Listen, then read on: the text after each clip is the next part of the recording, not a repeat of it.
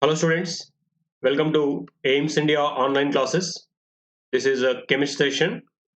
Here we are discussing about the chapter atomic structure. In this session, we are going to see about the principles which we follow for writing the electronic configuration of different elements. We know till now we came to know about 118 elements. So for these all 118 elements, we can write their electronic configuration according to their atomic number by following three main principles. So about these three principles, we are going to see now. The filling of electrons into different orbitals is governed by the following rules. One of them is AUFBAU principle, second one Hund's rule, and third one Pauli's exclusion principle. So we follow these three principles in writing of electronic configuration for any element. So if you understand these three principles, we can write the electronic configurations for all the elements. How to write the electronic configuration, we can understand easily. First, let us say about Aufbau principle. The word Aufbau in German, it means building up. So this principle is also known as building up principle. Okay, the building up of orbitals means the filling up of orbitals with electrons. So we say this Aufbau principle is also known as building up rule because the word Aufbau, it means building up. So in this we understand that how electrons are being filled into different orbitals. So this principle states that the electrons in an atom occupy the orbitals in the order of their increasing energy. Yeah, this is a statement given by Aufbau principle. It states that electrons occupy the orbitals the lower energy first and then they occupy higher energy orbitals. That means electrons they will occupy the orbitals the lower energy first. From lower energy levels to higher energy levels, electrons occupying starts. That means the orbitals which are very near to the nucleus are having less energy, that we know. So the orbitals which are near to the nucleus will be filled with electrons first. After filling these orbitals, then only the electrons will come and occupy the higher energy levels and the orbitals present in the higher energy levels. This is explained by Aufbau principle. So to say in other words, electrons first occupy the lowest energy orbitals available to them and enter into higher energy orbitals only when the lowest orbitals are completely filled. Yes, this is explained in this. First, electrons occupy the lowest energy levels possible to them. After filling these lowest energy levels completely, then they will occupy higher energy levels. Since the energy of an orbital in the absence of any magnetic field depends upon the principal quantum number and the azimuthal quantum number, the order of filling orbitals with electrons may be obtained from the following generalizations. Yes, in the absence of any magnetic field or electric field, the energy of the orbitals depends upon the principal quantum number and azimuthal quantum number values. Based upon these two values, energy of an orbital can be compared. So based upon this, we can give these generalizations like this. The orbital for which n plus L value is lowest is occupied by electrons first, is filled by electrons first. What is here n plus L value? N represents principal quantum number value and L represents azimuthal quantum number value. That means the number of the orbit and the shape of the subshell in which electron is located. Based upon these two, the energy can be generalized. So if you know the n plus L value, we can compare the energies of different orbitals. So based upon this n plus value, according to Aufbau principle, we can say that the orbital with the lowest n plus L value is being occupied by electrons first, and then the higher orbitals, the higher n plus values will be occupied. Okay. When the orbitals have the same value of n plus L value, then the orbital having the lower value of n is filled first. Yes, there are some orbitals with same n plus L value of n. Then out of those orbitals which are having same n plus L value, the one with lower n value will be occupied by electrons first, and then the remaining. Okay, in this way, according to Aufbau principle, we can explain that, we can understand that electrons occupy the orbitals with the lowest energy first. After filling these orbitals the lowest energy, then they will occupy higher orbitals. So this can be generalized based upon the principal quantum number and azimuthal quantum number, as the orbitals the lowest n plus L value will be occupied by electrons first, and then electrons occupy the higher orbitals after filling these completely. If there are more than one, if there are two or more orbitals the same n plus L value, out of those, the orbital with the lower n value will be occupied with the electrons first, and then the remaining orbitals will be occupied. Okay, this is explained in this Aufbau principle. So to understand this easily, a diagram is given, MOELLOR diagram it is called, the sequence in which the electrons occupy various orbitals can be easily remembered with the help of MOELLOR's diagram. So it is called MOELLOR diagram. So it is given to understand how orbitals are being occupied by the electrons, in which order orbitals are occupied. So this indicates the energy, increasing order of energies of different orbitals. So the lowest energy orbital is 1s, because it's n plus L value. If you calculate, n value is 1, L value is 0, because s subshell. So n plus L value becomes 1 for this. So it is the orbital with the lowest n plus L value. So whatever the atom, first electrons occupy this first 1s orbital. If there are more electrons, then the remaining electrons will come and occupy 2s orbital, and then 2p orbital. After 2p orbital, 3s orbital. So if you observe here, for the 2p orbital, n plus L value becomes, see here, n value is 2 and L value is 1. So totally n plus L value is 3 for this. What about 3s orbital? In the 3s orbital also, if you see, n value is 3, L value is 0, because s subshell. So sum of these two gives 3. So the n plus L value for 3s and 2p both are having same n plus L value. Then the orbital with the lower n value is occupied by electrons first. So out of these two, which is having n value less? 2p, because n value is 2 here, whereas for 3s n value is 3. That is why, even though these two are having the same n plus L value, the orbital 2p is having n value lower than that of 3s. That is why electrons, after filling 2s, they occupy 2p orbital. After filling 2p orbital, they occupy 3s orbital, and then 3p. After that 4s. In this way, on increasing, the electrons occupy the orbitals in increasing order of their energies, or n plus L values. Okay.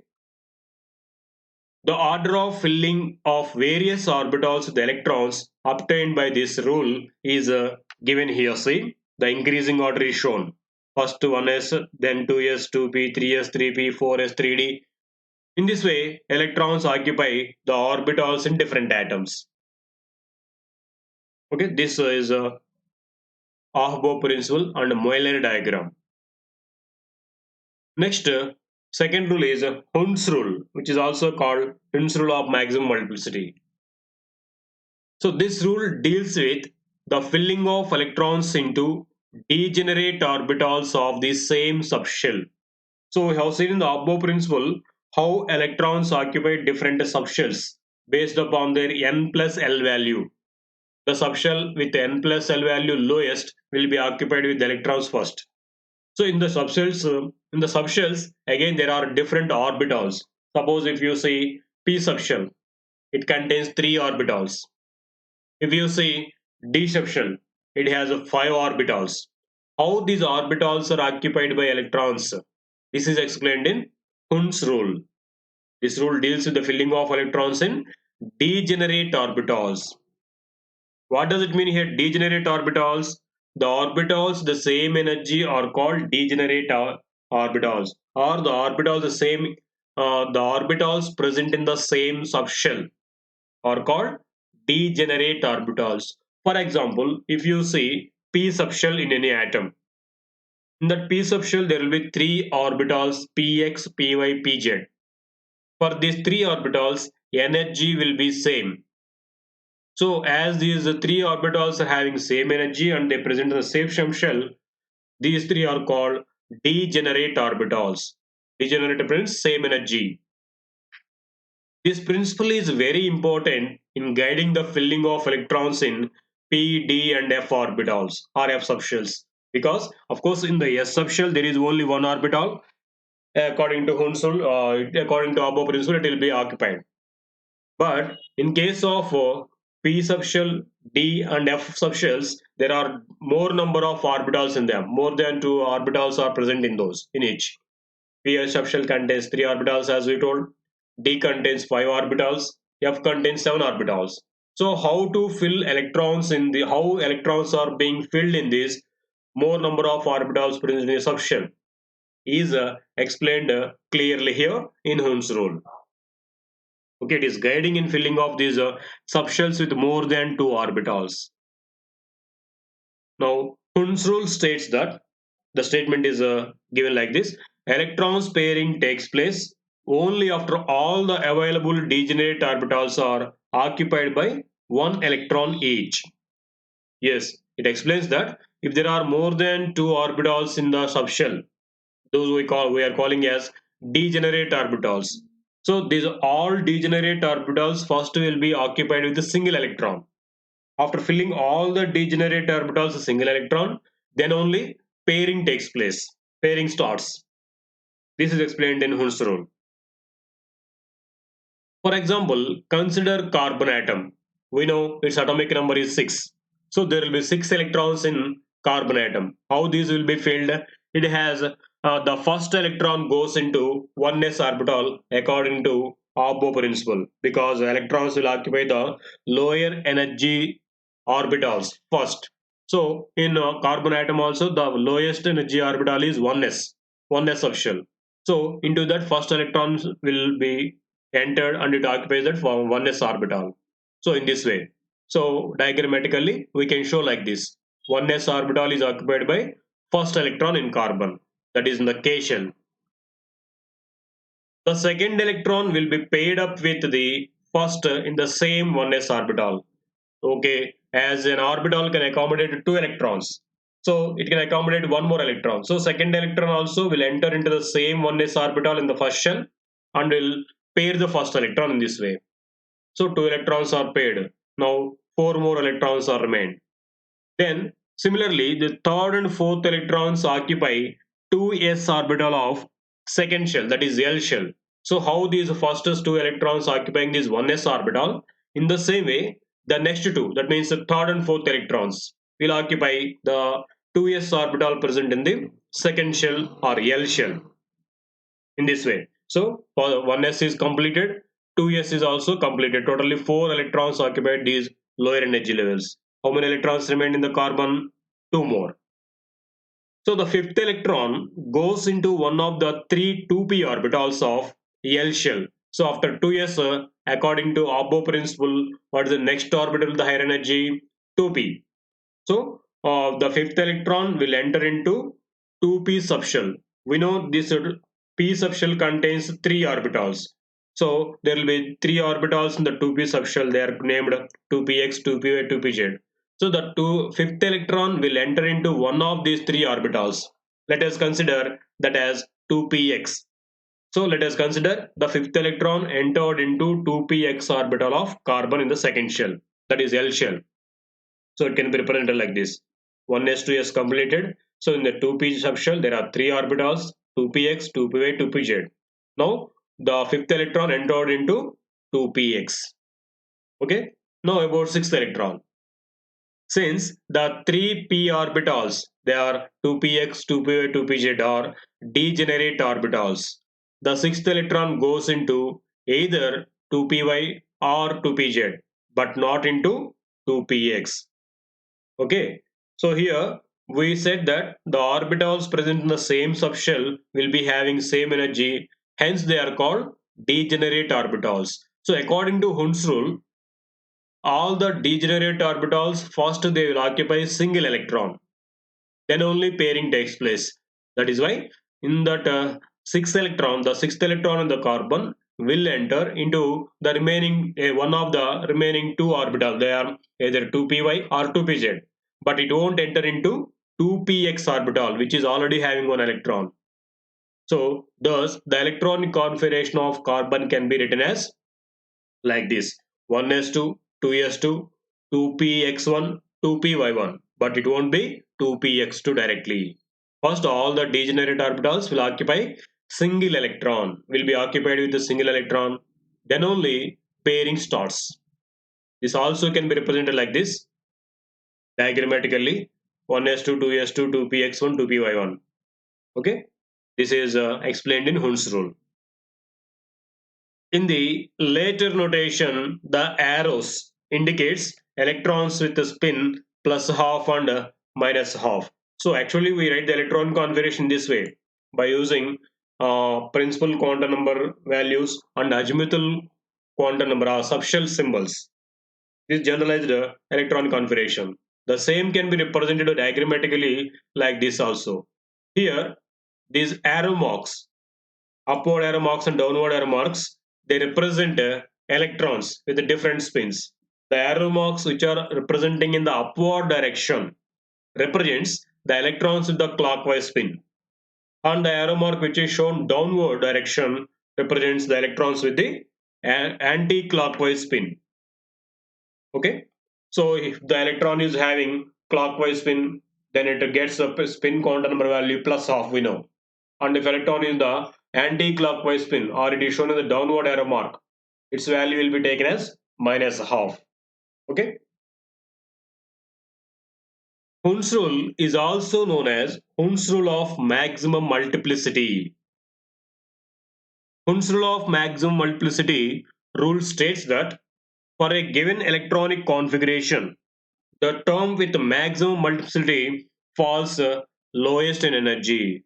That means any atom which is having maximum number of unpaired electrons will attain some extra stability. So this is explained in Hund's rule of maximum multiplicity. It stated that the atoms which are having more number of unpaired electrons will attain some extra stability. They will come into lowest energy, lowest in energy. They will be in the lowest energy state or in the highest stable state. We know energy and stability both are quite opposite. If energy is there, stability won't be. If stability is there, energy won't be there. So the orbital or the atoms with more number of unpaired electrons will come into more energy state. That means lowest energy state. According to this rule, electron pairing in p, d and f orbitals cannot occur until each orbital of a given subshell contains one electron in each or is singly occupied. Yes, this rule, this is actually explaining the Hund's rule. What we told in the Hund's rule, electrons occupy all the degenerate orbitals. All the degenerate orbitals first they will occupy single electron, because by the maximum number of single electrons that atom is attaining some extra stability. So after filling all the degenerate orbitals with single electrons, then only pairing will be taken place. Okay, this is a more clearly explained in the Hund's rule of maximum multiplicity. Why the degenerate orbitals they will occupy single electron first is explained here, because as more number of single electrons are there, atom becomes more stable. Next, one more principle, the third one, Pauli's exclusion principle. In 1925, Wolfgang Pauli proposed exclusion principle. This principle is very useful in construction of the electronic configuration of an atom. Yes, along with the remaining two principles which we have seen, Aufbau principle and Hund's rule. This principle is also very useful in understanding the construction of electrons or how the building up of electrons configuration in the atoms or how these electrons are being filled into the atoms. In the first rule, that is in the Aufbau principle, we understood that how electrons are being occupied into different subshells or different shells. Which shell is being filled with the electrons. In that shell also, which subshell is being filled with the electrons first, we understood there. What did you understand there? The orbitals or subshells with the lowest n plus L value are occupied first with the electrons. And the second rule, that is Hund's rule, it is explained how electrons occupying different orbitals present in a subshell. They are called degenerate orbitals, isn't it? The orbitals, the degenerate orbitals, first they will occupy a single electron. After completely single electrons occupation, pairing takes place. That we have understood in the second principle. In this third one, that is in the Pauli's exclusion principle, it is explained how electrons occupy a particular orbital, how many electrons can be accommodated in an orbital, and how these electrons are being existing in an orbital. These are explained in the Pauli's exclusion principle. So according to this principle, no two electrons in an atom can have the same values for all the four quantum numbers. So Pauli's exclusion principle states that no two electrons in an atom are having same set of quantum numbers. What are four quantum numbers? Principal quantum number n value, azimuthal L value, magnetic quantum number m value, and spin quantum number s value. These are called set of four quantum numbers. There will be a set of four quantum numbers for every electron in an atom. Here, Pauli's principle states that no two electrons in an atom are having same set of quantum numbers. For example, in one s orbital of helium atom, there are two electrons. So let us consider, to understand this principle, helium atom. We know helium atomic number is 2. That means it has two electrons. So these two electrons will occupy the lowest energy level 1s. So in the 1s orbital, there are two electrons per helium atom. According to the concept of quantum numbers and Pauli's principle, their quantum numbers are written like this. Suppose it is a electronic configuration of helium. Now, for the first electron, if you want to write the set of four quantum numbers, what do we get? First one, n value. Suppose this is the first electron we are writing for this electron. N value what it is? It is in the first shell. So n value will be 1. And it is in the S subshell. If it is S subshell, L value will be 0, we know. And what about M value? If L value is 0, L value itself it is 0, M value also will be 0 because M values are taken from minus L to plus L including 0. So M value also 0. Now the fourth quantum number, spin quantum number. So if you see the diagram here, this represents a upward arrow mark. That means the electron is in the clockwise spin. If electron is having clockwise spin, its spin quantum number value will be plus half. So in this way, we have written four quantum numbers for the first electron. If you try to write the same four quantum numbers for the second electron, so it is also in the first orbit, it is also in the subshell, and it is also having the same quantum number m value 0, but it is in the anti-clockwise spin. So spin quantum number value will be minus half. What do you understand from this? The plus and minus signs before half refers to the clockwise and anti-clockwise spins of the electrons respectively. Yes, here this plus half represents the first electron with the clockwise spin, which is denoted like this, upward arrow mark. And then minus half represents the second electron in the same subshell with the anti-clockwise spin. Thus, the two electrons having the same values of n, L and m could have different value of s. That is, their spins are in opposite directions. So what we understand from this? even though the two electrons are present in the same orbital and same shell, same subshell, they are having maximum three quantum numbers same. At least one quantum number will be differed. That means they have different spins. This leads to a very significant observation that an orbital can have maximum two electrons, and these two must have opposite spins. So from this all, we can conclude that an orbital can have maximum of two electrons. An orbital can accommodate maximum of two electrons, and these two electrons will be the opposite spins. One with the clockwise spin, other with the anti-clockwise spin. Let us consider one more example. For example, two electrons in an orbital can be represented by, so here two kinds of representations are shown. See here, the first one, two representations are given. One with the clockwise spin, other with the anti-clockwise spin. In the other way also, first one with the anti-clockwise spin, the second with the anti-clockwise spin.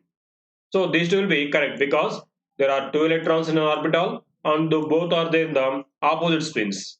But here if you see representation of two electrons in an orbital with the same spin, they are shown. In this both are in the clockwise spin. Here both are in the anti-clockwise spin. So in this way they won't exist. If they are in this way, both with the same spin, they will get four quantum number values the same. According to Pauli's principle, no two electrons in an atom have same set of quantum numbers. It won't exist. In first and second representations, the two electrons have opposite spins. That is, if one is revolving in the clockwise direction, the other is revolving in the anti-clockwise spin, vice versa. In third and fourth representations, the two electrons have same spin. That is, either clockwise or anti-clockwise. In the in the light of, according to Pauli's exclusion principle, the representations 1 and 2 are correct, while third and fourth are incorrect. Because in the third and fourth, two electrons will get the same set of quantum numbers, which is incorrect according to Pauli's principle. So it explains that in an orbital, maximum two electrons can be accommodated, and the two, one with the clockwise spin, the other with the anti-clockwise spin. So this is explained by Pauli's principle. So here, first one, AUFBAU principle states that, explains that how electrons are occupying different energy levels or different subshells in an energy level as according to their increasing energies. And next, Hund explains that how orbitals present in a subshell are being occupied, how degenerate orbitals are filled with electrons. That is explained in the Hund's rule. And third one, how electrons are occupying an orbital. In an orbital, how many electrons can be accommodated and how these are represented.